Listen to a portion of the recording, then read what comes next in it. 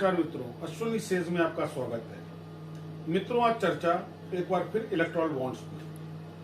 Supreme court के कड़े रवैये के चलते एसबीआई ने इलेक्टोरल बॉन्ड्स की डिटेल सबमिट कर दी है। चुनाव आयोग ने उसको वेबसाइट पे डाल दिया है। आज हालांकि गृह मंत्री का स्टेटमेंट आया कि इलेक्टोरल बॉन्ड इलीगल नहीं है। जो ब्लैक मनी पार्टियों को दी जाती थी वो इलेक्टोरल बॉन्ड के माध्यम से व्हाइट मनी होकर के आई है। मित्रों, इन सब बातों से मैं सहमत हूं। मैं नहीं कहता गृह मंत्री ने कुछ गलत कहा, बिल्कुल सही कहा।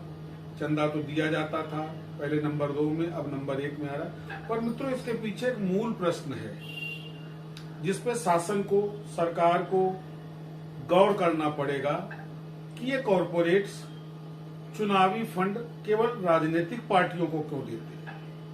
अगर इनके मन में वास्तव में सेवा कार्य का भाव है तो ये विभिन्न संस्थाओं के माध्यम से समाज की सेवा कर सकते थे। ये अपने फ्री के हॉस्पिटल, स्कूल, इस तरीके के प्रतिष्ठान संचालित कर सकते थे। केवल राजनीतिक पार्टियों को चुनावी चंदा क्यों, इसका उपयोग क्या है? ये मित्रों सवाल इसलिए पैदा हो रहा है कि अगर आपको याद हो, जब बहन जी की सरकार उत्तर प्रदेश में थी और जब उस समय चुनाव हुआ था तो एक नाम बड़ा चर्चा में आया था, पॉन्टी चड्ढा का, जिसने 6,500 करोड़ रुपया बसपा पर भी लगाया था और सपा को भी उसने फंड किया था। सवाल ये, कॉरपोरेट्स इन पार्टियों को फंड क्यों करते हैं?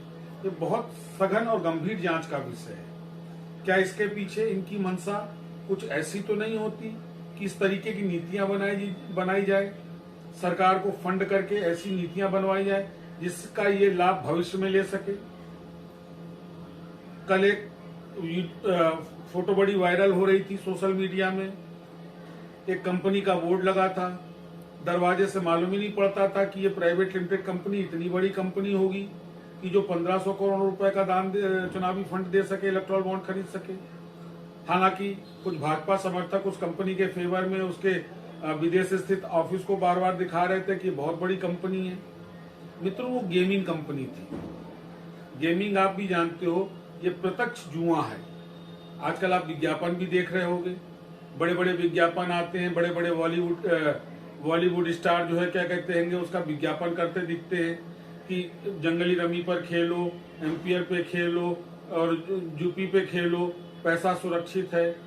और उसके बाद में चेतावनी भी आती है, वैधानिक चेतावनी, इसमें आदत लगने का खतरा है और आर्थिक जोखिम शामिल है। मित्रों, इस तरीके की कंपनियों को क्या भारत सरकार अब बढ़ावा देगी? सोचने वाली बात है।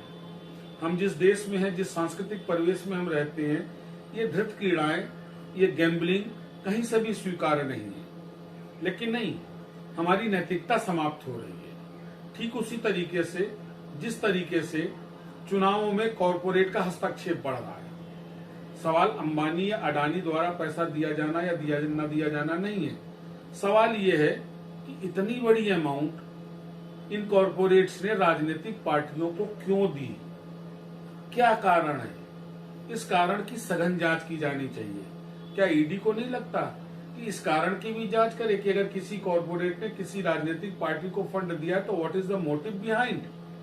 क्यों दिया है, किस आशय से दिया है, वो कॉरपोरेट उस पार्टी से क्या चाहता है? और एक मजेदार बात कि जितना इलेक्टोरल बॉन्ड के माध्यम से पैसा राजनीतिक पार्टियों को दिया गया, उसमें सबसे ज्यादा पैसा भाजपा को आया है। क्यों? क्योंकि वो सत्ता में है। तो सत्ताधारी पार्टी को इतना पैसा क्यों? इसके पीछे कोई ना कोई तो आशय होगा, कोई तो मोटिव होगा, कोई तो टारगेटेड अचीवमेंट का सोच होगी। ये ज्यादा गंभीर है और ये इसलिए गंभीर है कि इस तरीके का कारपोरेट का राजनीतिक प्रक्रिया में दखल, ये मित्रों कहीं ना कहीं आर्थिक गुलामी की तरफ हमको ले जाता दिखता है।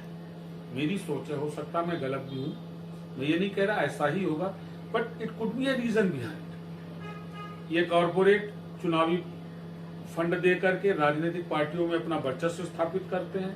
फिर अगर उन राजनीतिक पार्टियों की सरकारें बनती हैं तो वहां ये अपनी मनमर्जी की नीतियां बनवाते हैं, जनता पर अपना प्रभुत्व स्थापित करते हैं और उन नीतियों से लाभान्वित होते हैं। ये डेमोक्रेसी नहीं है। डेमोक्रेसी के नाम पर एक तरीके से इकोनॉमिक स्लेवरी की थॉट है, ये सोच है आर्थिक गुलामी की। जब कोई कॉरपोरेट लाभान्वित होगा, उसकी मनमर्जी की नीतियां बनाई जाएंगी, तो जाहिर सी बात है उसका पहला जो टारगेट होगा, उसका जो पहला लक्ष्य होगा, उसका जो पहला शिकार होगा वो आम नागरिक होगा। तो क्या सरकारों को ये नैतिकता नहीं समझ में आती कि हम किसी कारपोरेट को फायदा पहुंचा करके जनता को कितनी हानि पहुंचाने जा रहे हैं अपने स्वार्थ के लिए।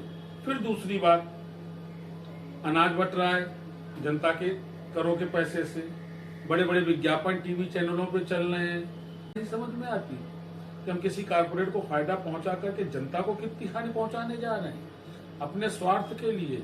फिर दूसरी बात, अनाज बट रहा है जनता के करों के पैसे से, बड़े बड़े विज्ञापन टीवी चैनलों पे चल रहे हैं, प्रिंट मीडिया में चल रहे हैं, उसका भुगतान भी सरकार कर रही है जनता के करों से।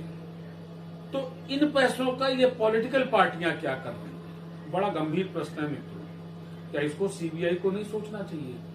क्या इसको ईडी को नहीं सोचना चाहिए? क्या माननीय उच्चतम न्यायालय को इस विषय को विचार में स्वतः नहीं लेना चाहिए कि जो इतने फंड्स आए हैं इनका यूज या मिसयूज क्या हुआ है, ये पैसा कहाँ जा रहा है? ऐसा तो नहीं चुनावों में मैनिपुलेशन के लिए यूज हो रहा हो। मित्रों, मैंने पहले भी कहा था, चुनावों के काल में या किसी भी शासन द्वारा, किसी भी सरकार द्वारा ये जो फ्री बीज का जो प्रावधान है, क्या चुनाव आयोग को नहीं लगता है कि चुनाव आयोग इस बात की जांच करे कि फ्री में कहां से बट रहा है? इसका आम मतदाता पे क्या प्रभाव पड़ेगा? क्या चुनाव आयोग को ये नहीं लग रहा है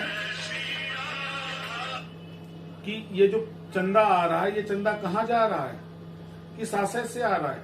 मित्रों सोचिएगा, केवल चंदा पाना बहुत बड़ी बात नहीं है, चंदे का खुलासा हो जाना बहुत बड़ी बात नहीं है।